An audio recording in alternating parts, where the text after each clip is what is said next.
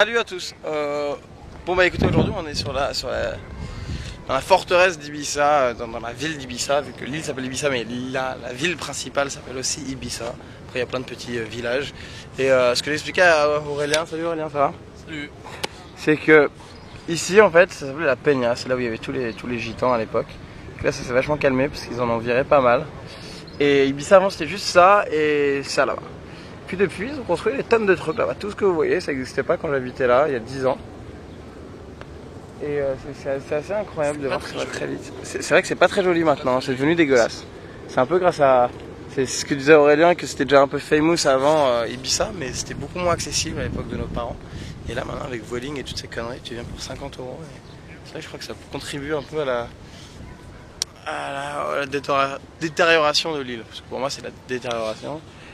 Ça c'est la vieille ville, regardez avec l'église là-haut. Donc autant vous dire qu'on a transpiré pour monter jusque là déjà. Et que ça doit être assez dur d'aller prier là-bas. Le dimanche. Ceci étant dit, on a perdu Jean-Baptiste et John. Donc je vous montre un peu la mer rapidement, comme ça vous êtes contents. De l'eau, des mouettes.